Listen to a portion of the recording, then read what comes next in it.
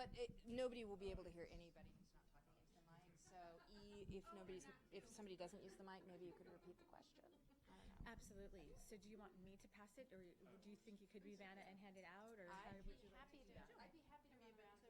I can facilitate. I'm also happy to sit back and let it pass, whichever seems less. Okay. So I can put like one each end. Sure.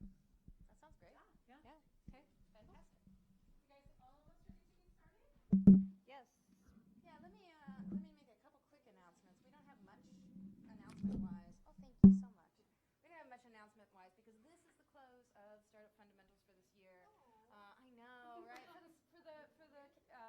the school year, we start back up again in September. We run these throughout the school year, and this is our last one of the school year. Thank you all for Testing. coming. If you haven't been here before, thank you for finding us. I know flu call can be a bit of a challenge. We're doing something a little bit different today in that we're using more of a workshop scenario to talk about branding. I think that'll make it much more effective for you and your companies. And thank you so much for being willing to try that out.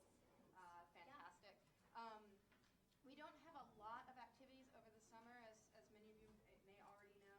The one that is coming up, our usual Waffle Wednesday over at Startup Hall. If you haven't been to, Well, if you haven't been to Startup Hall, it's a great space, super fun, super lively, and the waffles there are totally righteous. It's really delicious. They have gluten-free if you like it. They have every topping imaginable. That's happening on Wednesday, June 21st, rather. So please join us. The Commotion team will be over there. If you don't know what Commotion Labs is, we are 3 business incubators on the University of Washington campus. If you're curious about what business incubators are or what we do, come and see me later because I don't want to take up an awful lot of time for starting a little late. Kim is going to talk today about developing your brand, and she is the business mind behind Graphica. She got her BFA in design from Cornish College of the Arts right here in Seattle. And started by working at a bunch of different Seattle area design firms, and in 1995 she co-founded Graphica, and they've been building strong corporate brands ever since. Thank you so much for coming and for workshopping with us. Yes, thank you, ladies, and Mercedes, the Commotion team, for having me. I'm really excited to be here. So we're sitting here like this today because I was hopeful. This is a little bit bigger group than we were expecting, which is great. I'm glad that you're all here. My hope for today would be to be a little bit interactive with each other, to kind of roll up our sleeves, get to know you guys some, get to know a little bit about the brands that you're interested or the businesses that you're working with.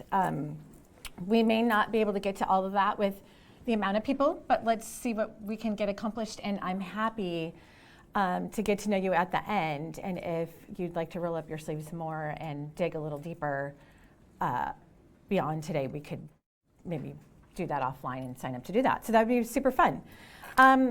So I am Kim Falcon, as she just introduced, and one of the 2 co-founders of Graphica. Started the business, as she said, in 1995 in South Lake Union. As of today, we are moving out of South Lake Union to the Inner Bay area, but still here, just a hop, skip, and a jump away in the neighborhood. The other co-founder of the company is Craig Turonis. He is our creative director. So he heads up the design team and is the brains behind some of the creative in our office. I do more of the business development and client relations. So thank you for joining me. So we're a strategic brand development, graphic design, and communications firm. We provide brand strategy and messaging and design. We build new brands. We help to strengthen existing brands and help to evolve them into the future. So our tagline is "Design That Means Business," which is very specific to our business. The work that we do is very strategic. So as opposed to designing to make something look cool and groovy or use the latest design trend, our focus is on strategy. So we'll get to a little bit of that today, and how can you guys think about your strategy and what goes into our brand as you're building a brand. So why we do what we do. I want to start off with that today. The why is really important, and we're going to come back to this notion, the why, in a little bit. Graphica's why is to help businesses grow, to gain visibility, to gain market share, and ultimately to help businesses gain revenue. So that's our why it is that Graphica is here today. We're, again, part of our why is not just to make things look great, but really to be impactful in the businesses of others. So to help businesses succeed. So I'd like to get to know a little bit more about you guys. So raise your hand. Who is currently an entrepreneur? So 2, 4, 6, 8, 10-ish. And how many of you are considering starting a business?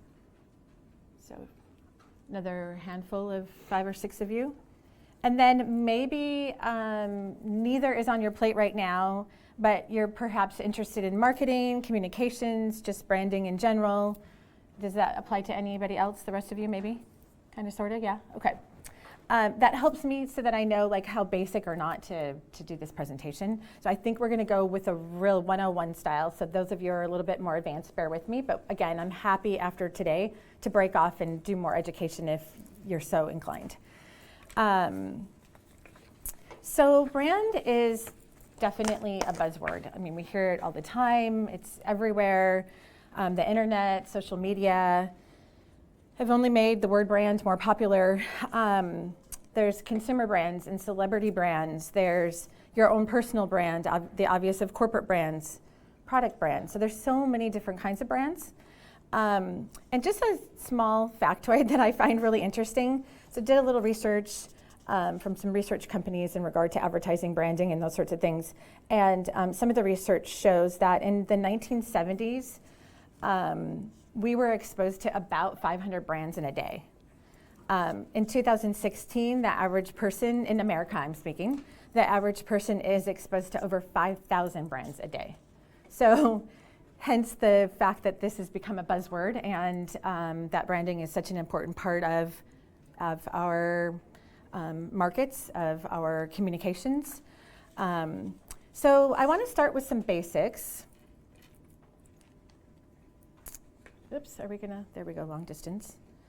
So developing your brand is the start of our presentation today. So, and I'm working 2 machines here. So brand equals perception. So that's pretty simple. Basically, brand is, or perception, or what people think of the brand, right? So brand and perception, what are people thinking of the brand? Some things that represent a brand are very, very tangible, and many things that represent a brand are not tangible at all. So we'll get to a little bit more of that in detail in a minute too. We hitting the long distance reach here on my, there we go. So your brand is how people identify with your company. So let's think about that a minute. What words come to mind? And this is, you guys can put this on your paper, you don't have to, but I put paper out so that you can take notes or sort of play along with what I have to teach you today. But so your brand, how people identify with your company. What words come to mind when you consider brands that you're loyal to? So maybe think of 1 or 2 brands. Maybe it's Pepsi, Honda, L'Oreal, Target. It could even be something that you experience like Disney, maybe. So maybe write down some of your brand descriptors or have them in your mind.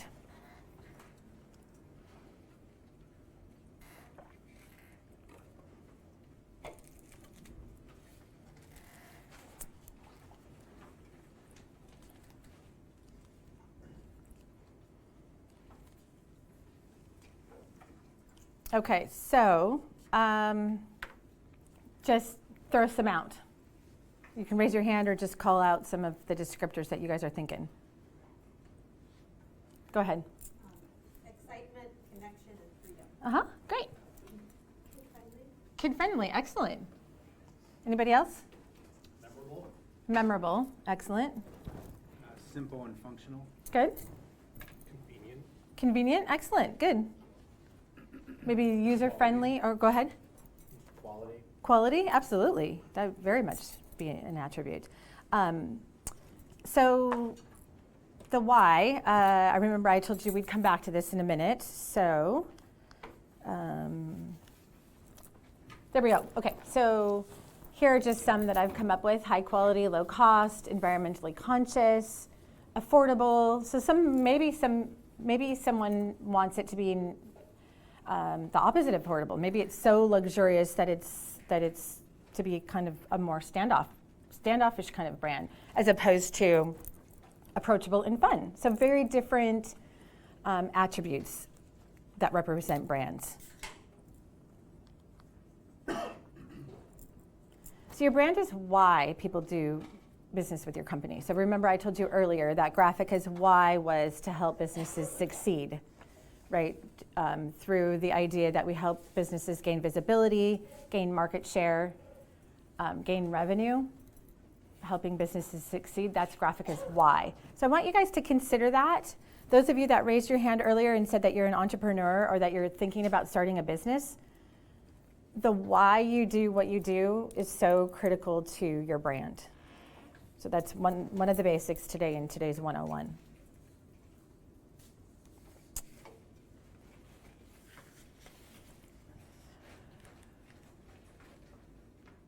Sorry, I'm trying. My long distance here seems to be. There we go. So here are some of Graphica's attributes. We think of ourselves as high quality, friendly. You see that low cost isn't highlighted. I'm not a low cost firm. That's not what I want one of my brand attributes to be. And I think that's what I was trying to get at a minute ago. Is you don't have to be all things, and you should be very selective of how you want to define your brand. So here we go. I define my brand as high quality, as friendly, as easy, unique, and fun.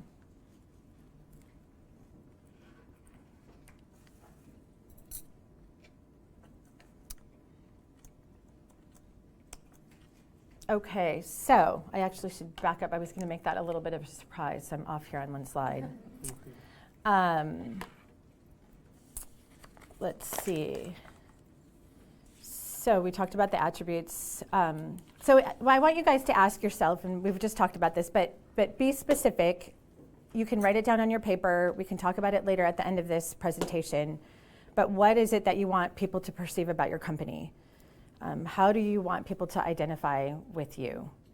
And for those of you who are not an entrepreneur currently, are not looking at starting a business currently, but maybe you were the third group of people that said you raised your hand because you are interested in marketing and communications, those sorts of things, you might use yourself today as this test case, your personal brand. So when I say, how do you want people to identify with you? It could be with your company, or it could be with you personally. So take a moment to think about that why, and whether it's your business, your future business, or your personal brand. So just take a few minutes on that, guys, because I want you to be able to share it with somebody.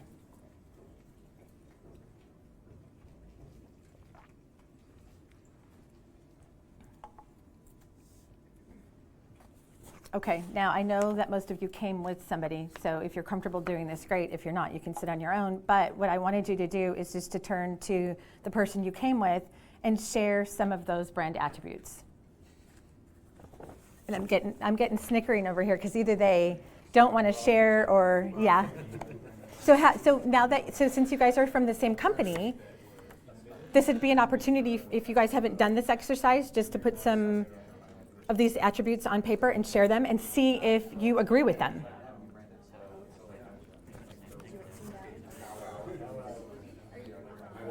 Okay. Did you write low cost? I wrote it because we're achieving this dovetail, and it skips a ton of steps when you're trying to sell. I put fast and low stress.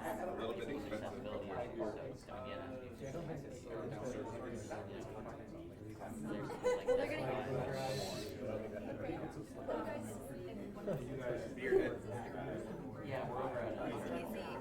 you're right. I wrote a customer friendly, personalized, results, reliable, fast, and I think low stress is yeah. because like still in Yeah, after graduating next week.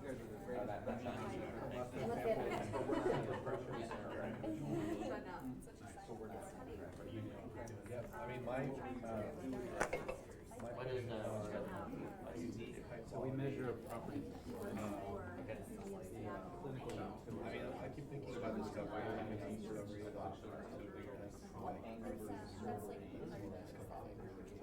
Powering your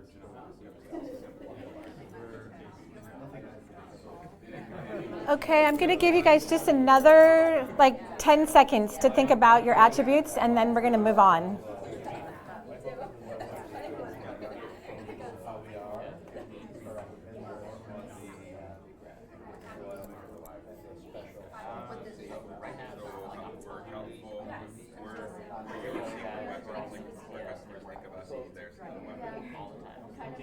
I'm not thinking secret, I'm thinking on an intermittent.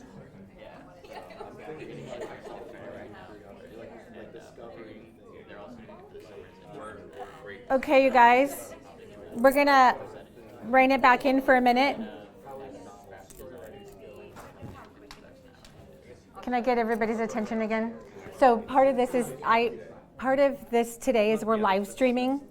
So I have to be a little sensitive to how much time on the other end is not getting this exercise time. So I'm hearing a lot of really great things. I'm so glad you guys came in some groups today. I'm seeing some groups working together. So that's awesome. So let's hear some of the brand attributes that you guys want. Is this group over here to my right willing to share? Yeah, sure. Not too personal that you're not willing to share? Okay, so let's hear some of the attributes. Well, first of all, can you tell us just a bleep about, oh, and I have to hand you a mic because of the live streaming, sorry. Oh, okay. Yeah. rap battle.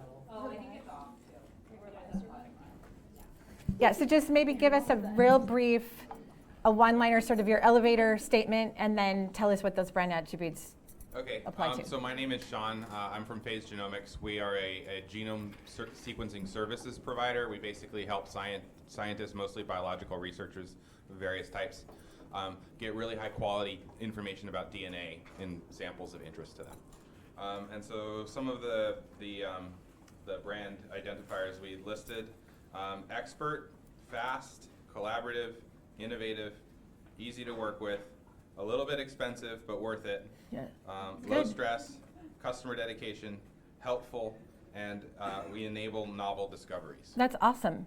So perfect. So this is exactly what I wanted you guys to be able to do today, is to walk away with some of these things to be able to work with them. So I think that's a great list.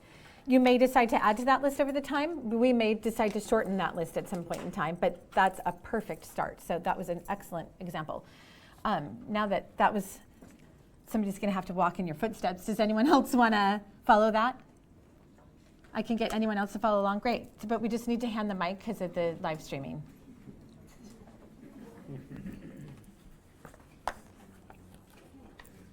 Hi, is this working? Okay. Hi, my name is April, and we talked about one of the companies I would like to make, which is handmade charms. So our qualifiers are good quality, handmade, sophisticated, useful, kid-friendly, and most importantly, safe for kids to use. Okay, so this is going to be a child's product as opposed to an adult product. Yeah? Anybody Per can tab? buy it, but it's more targeted towards kids because it's Yeah. very cutesy. Yeah. So. Okay. And you might down the road think about an attribute that pertains to, since it's a product that you want to sell, an attribute that pertains to price, perhaps. Mm. So just a thought for adding to those attributes down the road. Anybody else want to share some attributes? Yeah, I would love to hear. Sorry, we're just waiting for the mic to be passed. So we're making handlebars with lights in them. Oh, cool. Yeah, for bikes. And some of the attributes would be sleek, smart, reliable, safe, high-tech, and visible. Yeah, perfect, because safety came to mind immediately when you said what you're doing, so that's perfect, awesome. And then did we talk about, I don't want to over drill price, but did you say, oh, you said affordable, or not? No, probably be on like the luxury side. Yeah, and that's but okay. worth it. Yeah, no, absolutely, and the gentleman next to you said, but worth it too, so those are things that we can work with, right, and figure out the right word to fit, but worth it. So that's great. Awesome. And now I saw one other hand. Yes. Hello, my name is Ross, and I'm co-founder of a new startup creating VR content called Pixel Fizz. And we're in production of our first project called Beyond the Horizon. We take you to the edge of a black hole, and we toss you in, and that's where your adventure begins. And so in our VR content, we're looking to do high quality, reliable, it has to be approachable, and have fun. Yeah, exciting. I was thinking of exciting would be another attribute that you'd add to that. So great. Thank you for sharing, you guys. See, so this is helpful to hear each other, I think, hopefully, and what you can learn from each other's attributes. So every brand has attributes. We've talked about this. So it's whether you're nonprofit, you're a for-profit company, you're retail, you're a consumer, you're a service, you're a B2B. Or you're looking to get VC money. That might be in the future for many of you. So the brand attributes at that point in time for that company are very important. And I want you also to think about, we're going to talk about this later, but the evolution, right? As your business grows, your product changes or grows, those attributes may need to change. So when we work on brands, nothing is ever set in stone. It's always something that we want to work with and evolve.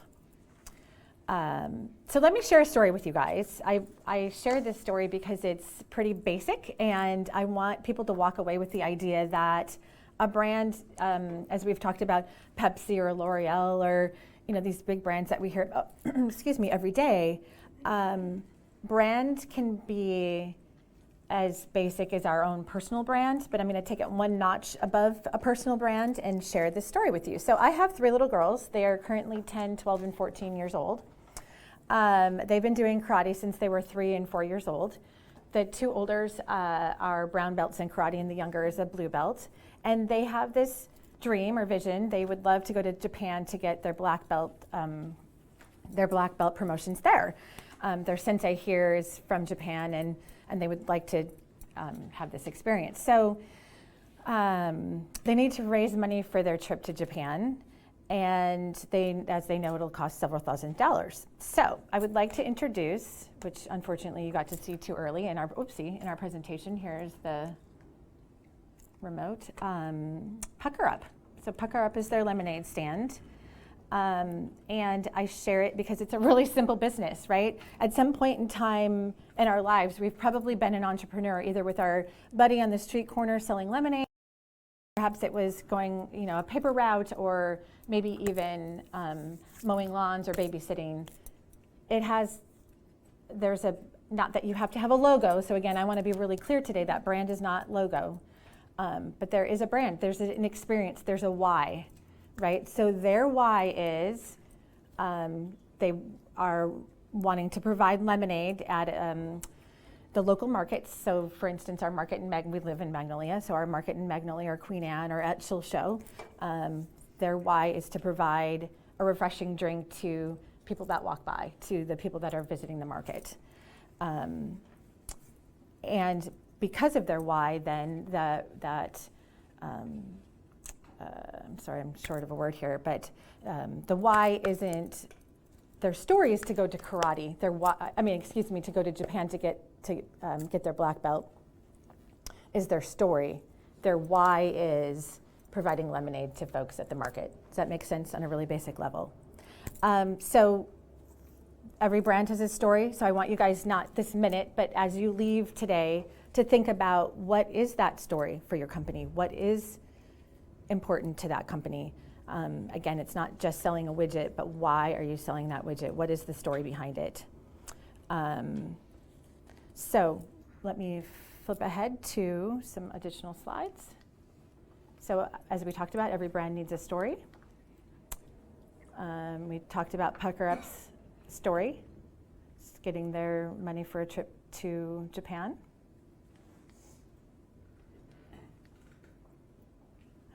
We're talking about building your brand around messaging that targets your specific audiences. So their messaging, of course, is to kids and adults who are coming to the market. my message for my own business is about strengthening businesses' brands, helping businesses communicate, helping them gain market share, and helping their business to grow. So my messaging is around those sorts of topics. So every brand has a mission, vision, and values. Every brand has culture. So I ask you guys, what do you stand for? So that's part of the exercise today, is writing out some of those brand attributes.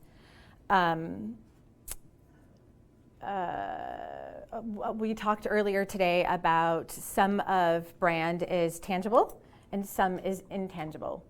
So the intangible are some of those things that we talked about, back to the attributes, the intangible being the culture of that brand, what the mission, visions, and values are of that brand. The tangible pieces are more of the actual name, the logo, the marketing tools, the website. Those are the tangible things. So we'll get into this here in just a minute.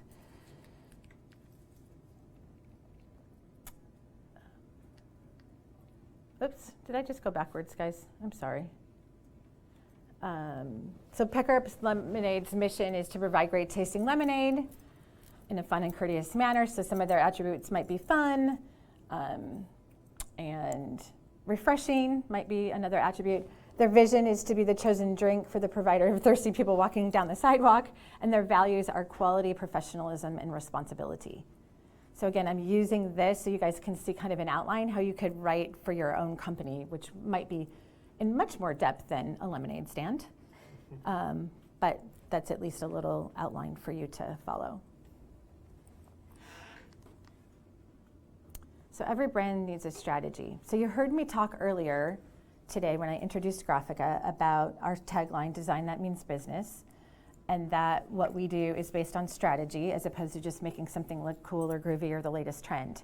So strategy is extremely important for something to have value in my mind, as far as branding is concerned.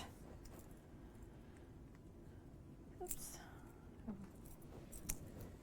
So you need to determine the best way to reach your audience to keep them engaged, and you need to have a plan.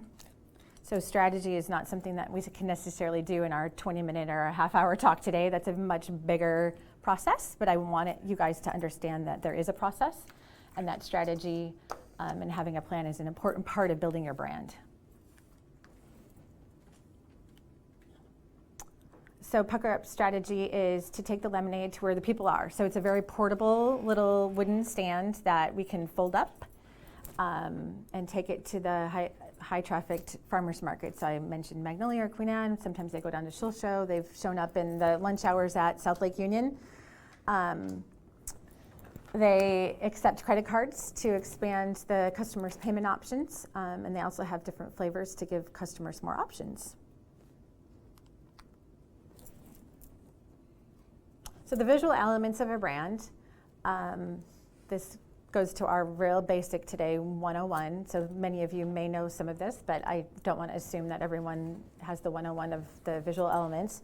So some of the obvious colors and the typography, so the fonts that are used, the graphic elements and the brand guidelines. So some of those tools then are the obvious that are listed here, but for those that are on the Spokane side of this conversation, logos and tagline, websites, the collateral, might be trade show booths or advertising, could be packaging if it's a product. Environmental graphics is the graphics in a space. So some of that can be 3D. That represents the brand. And e-blast, that represents a brand. So there's this list goes on and on and on. It could be pages of these types of things. And then we talked about the intangible elements of a brand. So it's how somebody answers the phone at your organization. It's the voice or tone of the copy that's written. So maybe it's a brochure or the website. It's how people are greeted. The professionalism of the staff. It's the tone of social media that's used. The level of service that's provided in a company. The culture and the values of the executives, and really any touch point experience whatsoever is reflective of your brand. So let's review, and then I would like, as we're wrapping up on some of this content today, I would love for you guys to be thinking of questions that we can roll up our sleeves a little bit today together now that we've learned some things about brand, and have an opportunity to ask questions and do a little bit more of a roundtable discussion. But let's review. Where do you begin? So we talked about getting your story down, so having a story, which is extremely important to every brand. Determining your mission, vision, values, and culture. And by the way, when you determine mission, vision, values, and culture, that mission, vision, values is not necessarily something that you have to have like written in the front of your office. A lot of people do that, and I don't think that's what's important. I think what's important is that you go through the exercise, that you as a company have thought about what those attributes and what that definition is for you as an organization. It doesn't mean that you need to have that on your website. Matter of fact, I sort of think you should not oftentimes have that on your website, but it's more of an exercise for you guys to think about what's important to the company. So then next would be building messaging around the mission, vision, values, and the story. And developing a strategy. So that strategy itself could be hours worth of discussion, so I can't touch too much on that today. If you have questions at the end, I'm happy to discuss some strategy, but that's a whole nother sort of series of workshop. But I want you guys to walk away knowing that strategy is important in building your brand.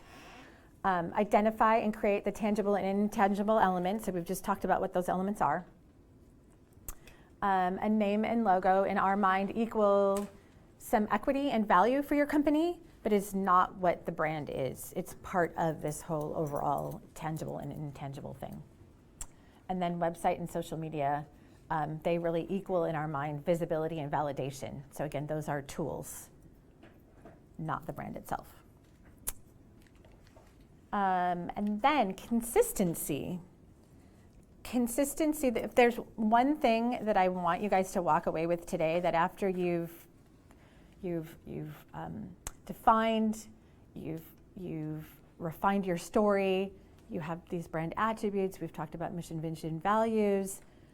Once some of this is defined and in place, I want you guys to remember that consistency is so critical. So the messaging and how these brand attributes are used going forward need to be consistent. So if you become a larger organization, part of the organization can't be saying, I'm trying to think of an idea with Pucker Up, but part of the organization can't be saying we're one thing and another part of the organization another, or I should think of an example for you guys. So let me give that some thought for a minute. Maybe I can at the end give you guys a great example. But consistency is just so important moving forward. It's how any of the look and feel is used moving forward. It's how the messaging is used moving forward, that we're not giving confusing and any confusing messaging at all, or contradictory things in our branding.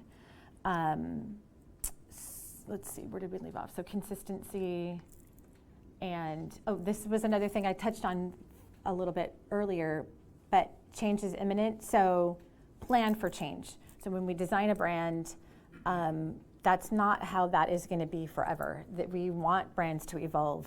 The products that you guys are working on, the services that you're providing, the things that you're creating are going to change over time, so prepare for that. So who you are today is not who you will necessarily be tomorrow. And we need to provide and think about brands and allow them to adapt to changing markets and changing services. And the amount of change is just dependent on all kinds of different factors. Before I flip to it, I was going to say that I'm a fairly consistent to my brand, some of my brands. I'm a relatively faithful Starbucks consumer sometimes. And I wanted to ask how many, before I flipped on this slide, so I'm going to step ahead of myself here, but I was going to ask you how many of you noticed how their brand has changed and evolved. Well, I've already given it away. But from 1971 to 2011, this is just a nice example of how visually their brand has evolved. Now, their brand has evolved in a lot of different ways, right? They have many different products now than they did then. Maybe even their services changed since it was then. But you can see how visually it has changed over time.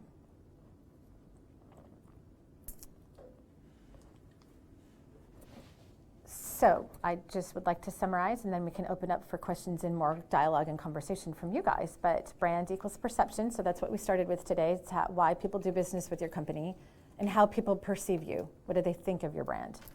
So every brand, we've talked about the specific attributes because you guys went through that exercise, that it has a unique story, that it needs a strategy, that we need to be consistent, and that you need to prepare for change. So I think this slide is sort of bland as it is, really wraps up, if you guys had a takeaway, walk away today with those notions and you're off to a good start.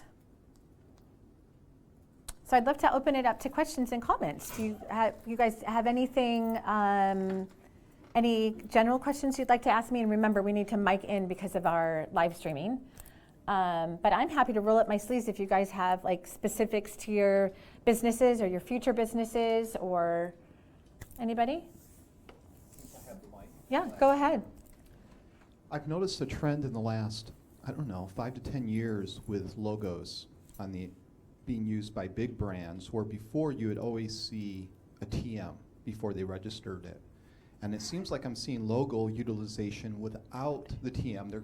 They're relying on copyright protection because it's an original creation at that point. I was just curious your thoughts about that. Yeah, you might have stumped me a little bit because that's a really good point, and I'm not an attorney and don't really have a legal response for you. That's something I would like to ask our attorney that works on that side of our business. I've never been asked that question, but I'm a little stumped. I want to get back to you on if there's any changes perhaps legally in the last number of years that reflect that. It's a good question. Yeah, so you stumped me a little bit. Yeah, so let me get back to you. And at the end, connect with me so I can get your email, and I'd love to respond to it because now I should know the answer to that. Anybody else? Does anyone else want to try stumping me? Can you just take the mic so that, for the people on the other end? Hi, how's it going? My name's Chris. Sorry I'm a little late. Oh, it's okay. So I was curious, what's your last point? Basically, I run a music company called Noise Complaints, and we help consult artists on how to brand themselves. Okay. So I was curious, kind of a consistent thing we talk about is consistency and change. How do you nail balance with that? Especially when you realize you need the change, like what triggers that? For one, and then two, like how do you still stay consistent? Yes. It's kind of obvious in the Starbucks, like the color coding and things like that with their logo. Yes. But how do you like kind of fine line the balance of like not going into a drastic change that ruins your kind of core audience? No, that's an excellent question. So, and it's a multifaceted question. So let me just give you some general, and then later on again too, if you want to, we can talk about specifics for you. I'm happy to do it. But what I can tell you guys, so his question was about consistency versus the preparedness and the thought leadership to change. So in our area of work, I can distill the change to two approaches, if you will. One is a revolutionary change where you say almost scrap what you have and start over. That's a little extreme. To the evolutionary change is what I'm alluding to more in our presentation today. I think what you're referring to is more of the evolutionary change. How you're going to evolution be more of a step-by-step change appropriately without creating inconsistency or confusion. Yeah? So I wish you guys, I thought I could think right off the top of my head of a great example. But maybe even that Starbucks one is a good example of so let's think about Starbucks back in 1971 or thereabouts. So they were the one coffee shop in the market. And I honestly don't remember them then, but I'm going to assume that at that point maybe they had a couple different kinds of coffee and tea, right? So I don't know their business evolution, but I'm just going to suppose that somewhere along the line there they decided to have morning type pastries to go with the coffee and the tea. So at that point of their juncture, and I'm making some of this up because I really don't know exactly how Starbucks evolved, but we're going to assume that some coffee shop started, they had coffee and tea, They then decided, oh, we're doing well with the coffee and tea, let's bring on some morning pastries. Then they evolve and, oh gosh, morning pastries are going really well, and we've got a crowd hanging out well beyond morning time into the afternoon. Maybe we should provide some sandwiches. Now we're a coffee shop that has this big following, and people come in and out all day long, and now we have evening folks, and now, gee, maybe we should think about having beer and wine. So that's an evolution of the business and what it's providing its consumers, right? And so as those things change in a company, so does that messaging, so does that communication. So whether that's advertising or on the website, however a lot of it is social media.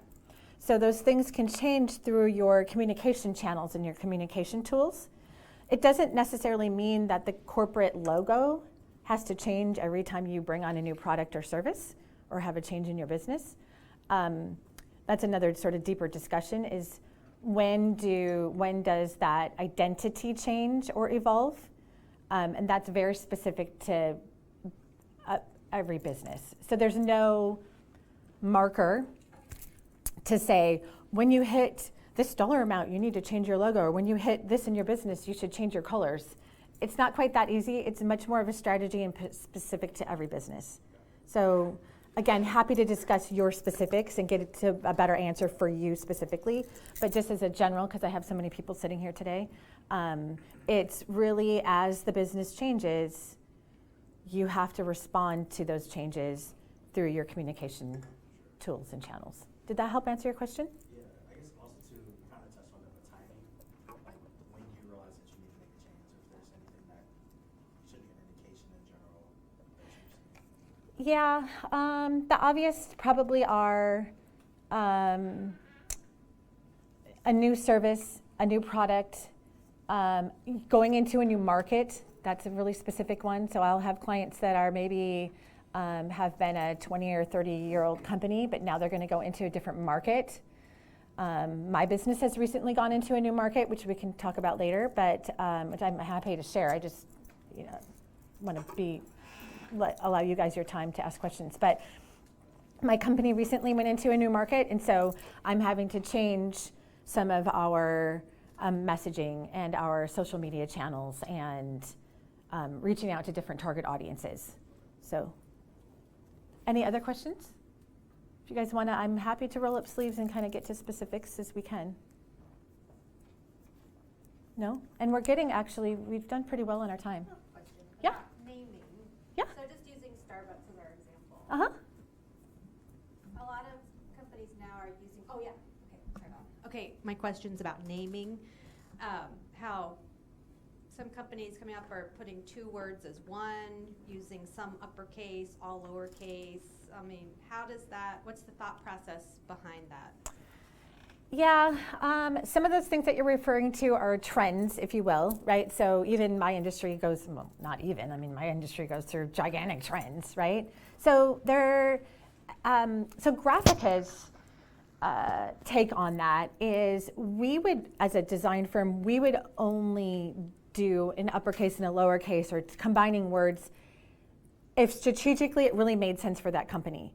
If a company's doing it just because, oh gosh, everybody's making, so let's just use an example of, I think, don't quote me on this, but I think nanostring, isn't it a small N-A-N-O and then a capital S-T-R-I-N-G, and it's all one word together, right? So they have the in the middle. So if I had another client that came to me and said, oh, well, like nanostring or like so-and-so, I want to make my middle letter uppercase. Well, so, but why? Is that it? Is why for trend's sake? No. But is there a strategic reason that nanostring is, and we did not create the name of nanostring, we work for them, but in their case, like if you look at the word nanostring, right, they wanted to highlight the string, right, the sequencing. So in which case makes sense. I guess what I'm trying to say is, if there's a reason for it and it maps back to a strategy, then it works. If we're doing it for the sake of trend, then it doesn't. Fair enough? That's helpful. Okay, yeah. Anybody else? Questions? Nope, but we're almost 1 o'clock, so. Excellent. So go ahead, please. Oh, yeah, please pass the mic. I had a question that was related to the strategic value of vagueness. Because it's easy to be consistent if you're not too specific about what you're doing in the first place. Yes.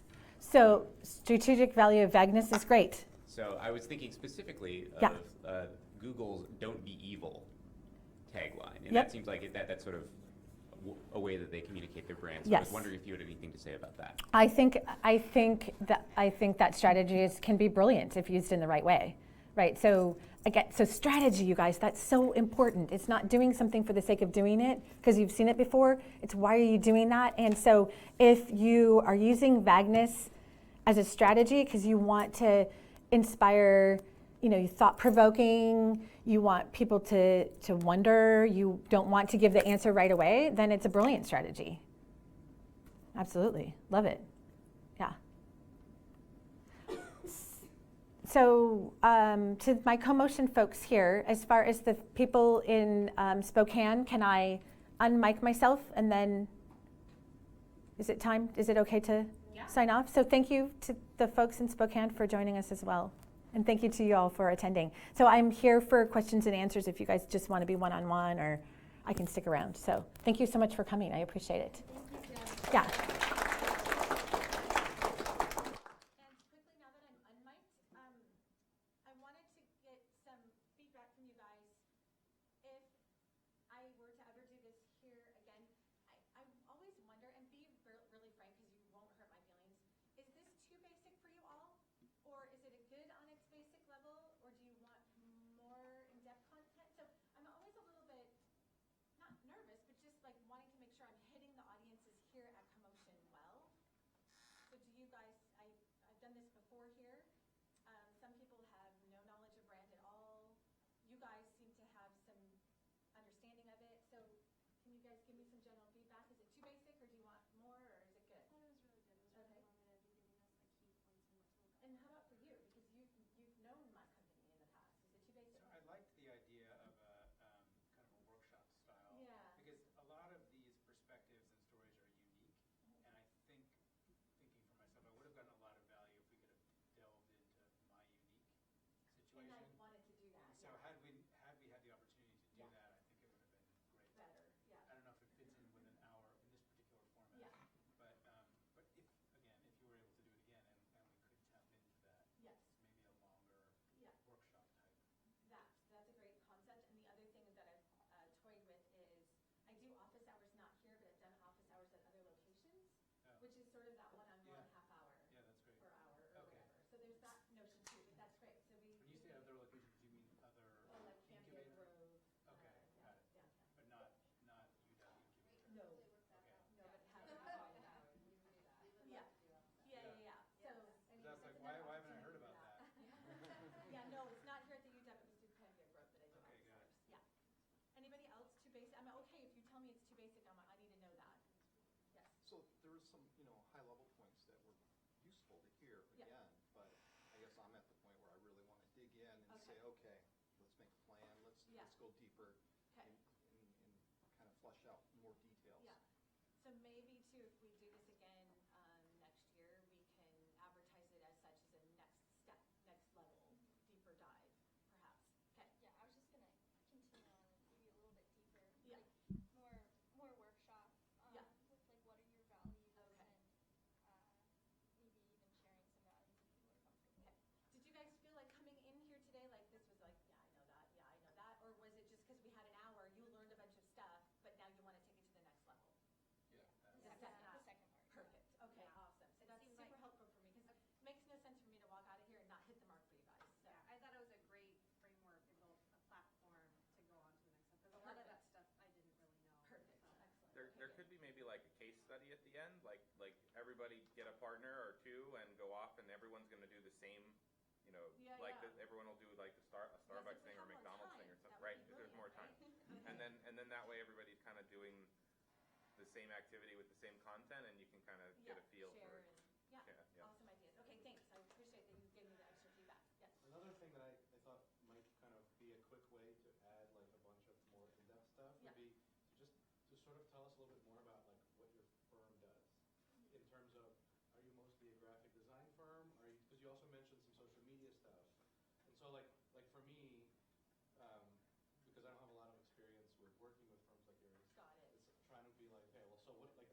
study in the sense that like we had a client, we did this, Okay.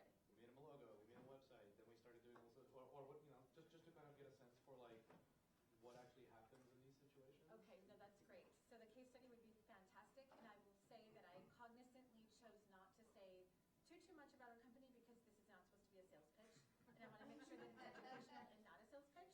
So maybe I do that a little bit. Huh? By request only. Well, yeah. So I specifically say we're a brand development, graphic design, and communications firm, and leave it as that elevator pitch because I'm not supposed to like pitch. Oh, by the way, if you want us to do naming for you and logos, we do that. But It could be just like, here's what a company But might a want to case do. study is fantastic. Right? That You may would want to start with a illustrate. messaging platform, and then you Yes. get your website, and then you reach out to some Facebook things, or maybe Facebook's not for your company. Or, Yeah. You know.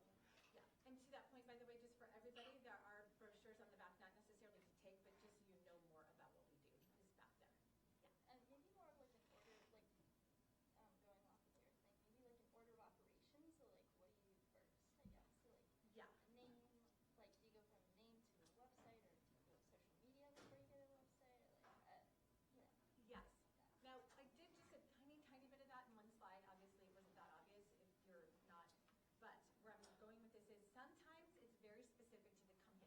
So that's a little tough. Okay. But if we do more of a workshop with small groups of people, we could get to what that order of operations would be for that. See, I see the 4 of them sitting here, 5 of you or whatever. So we could sit and do that and come to that for this company. Your situation might be different. His situation might be different. The gentleman in the back. So there are some, but it's pretty customized sometimes. But yeah, but I think like a general kind of layout would be really helpful. They do it for like the investor types.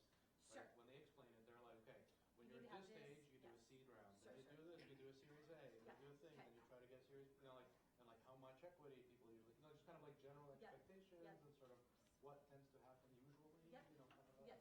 Yep. I also, I mean, there's 5 of us here, 6 of us here from the same company. It was actually really nice to kind of pull off, and like we have a lot of shared context, so it becomes very quick. Like, so maybe recommending people come with a partner. Yes. Ahead of, I don't know how many people are here with a partner already or are here solo, but I think having somebody, at least one person to talk to who's kind of already aware of what you're trying to do. Yeah. No, I love it, because I could see you guys really working together, and I let it go on a little longer than I normally do, because you guys really were coming up with ideas, and these gentlemen over here were too, and so I let you go a little longer, thinking about the people in the Spokane thing and all, they're just sitting there, but that you guys were having some success with that, so that's great, yeah. Because if we're sitting in these rows, right, how we, oftentimes if it's more of a lecture, you don't have the opportunity to do this, and it's sort of one person sitting there thinking, okay, well, I wrote my stuff down, and now what? So that was perfect. So thank you for playing along, being my guinea pigs. The problem with the workshop format is that it takes a million times longer. Yeah. An hour. Yeah, I was going to say, kind of building off of what she said with the operations, listing that. Yes, and the okay. beginning of like, this is what you need to do. Yep. In terms of building a brand. Yep. I guess for me, coming into the next level of that, like, I already know, like, that's what you need to do. Perfect. And we kind of live in a digital world now where everyone is surrounded by brands, so like you intuitively know it, so it's nice to get that reminder. Yeah. I think the next step to take it is like the science behind it, because it's really like the most successful Yeah. brands connect with Okay. people on an emotional level, and that's where people don't really figure out, like there's, like, I feel like that'd probably be like the secret sauce that you would know on how Yes. to like actually make it work. Yep. Because if you get a brand that connects with people, Yep. then your money's coming in. And you just hit on a word that we often use in our company, which is the secret sauce. So there is I something mean, if you truly can to that. reveal that